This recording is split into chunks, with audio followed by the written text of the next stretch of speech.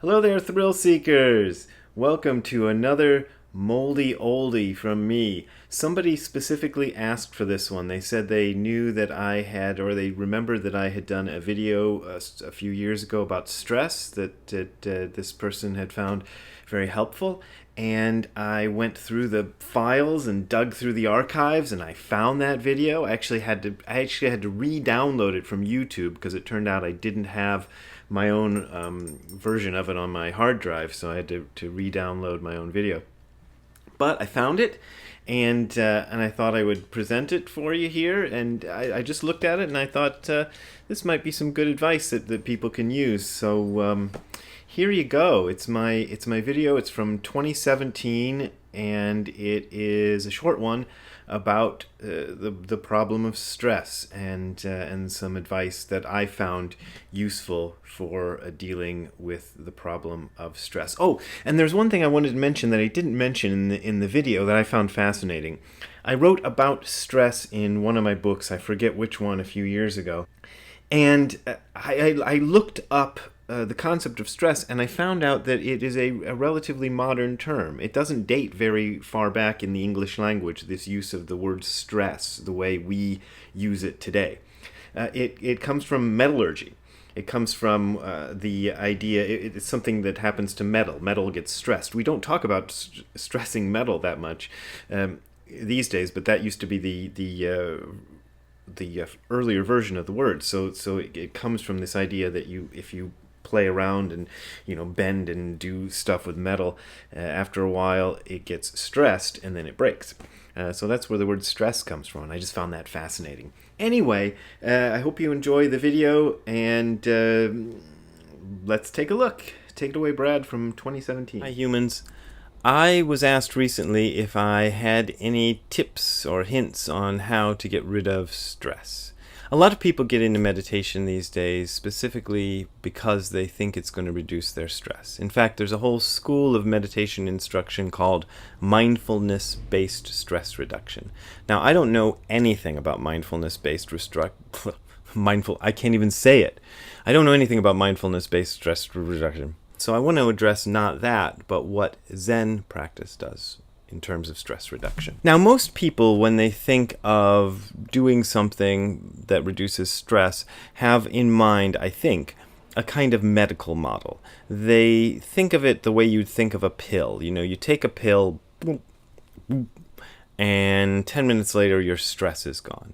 Now, anybody who's tried pills that are supposed to do that, or any other medications, especially the kind of medications they have here in the West Coast, that are supposed to reduce stress, and you know the kind I mean if you live out here, you find that they come with side effects. For example, let's just call the pot black or kettle white or whatever it is.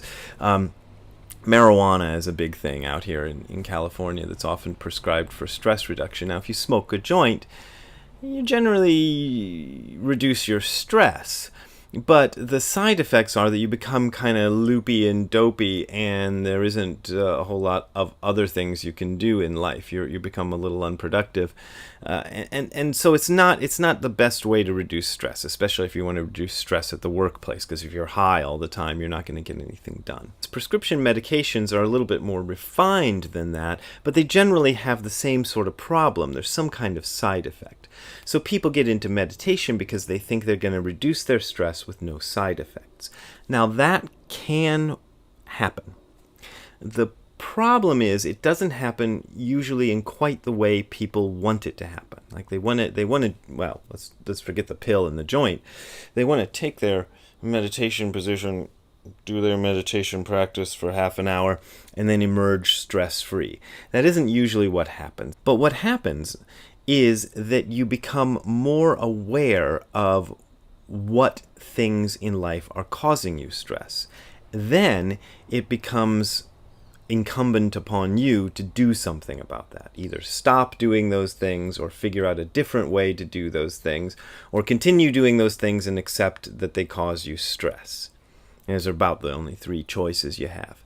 Now, you might think, well, why not just get my handy-dandy notebook, and write down things that cause me stress, 1, 2, 3, 4, 5, and then go, okay, here's the things I can eliminate, and here's what I can't, and I'll do that. That might work. But the problem with that approach is that that's only going to turn up the things that you understand as stress causers. You might understand that working a 70-hour work week is causing you stress, or having a lousy boss is causing you stress, or having a bad relationship is causing you stress, and so on and so forth.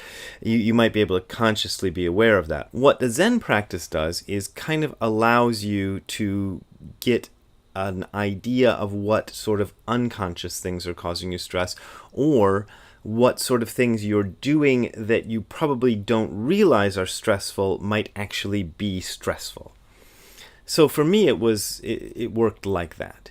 I started to understand that certain things I did rather casually, or rather without thinking about them, were causing me stress.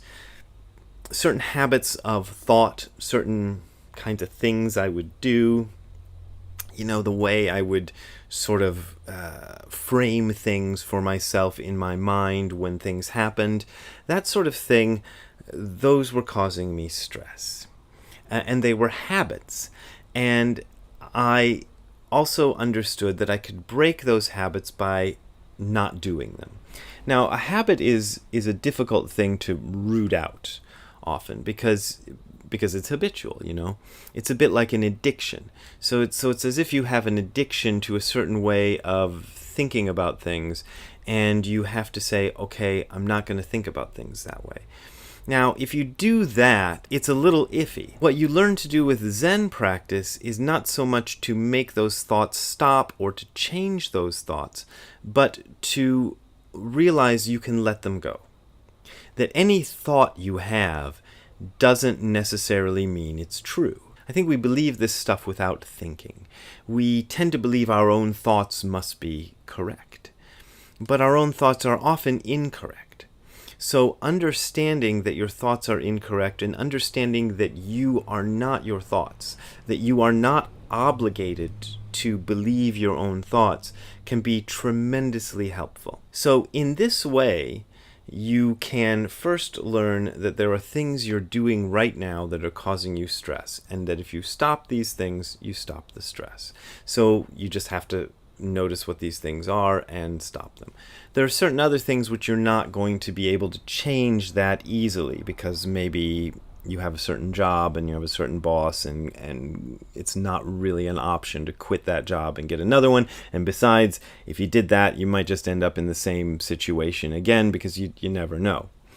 So in that case, finding different ways of framing things is helpful.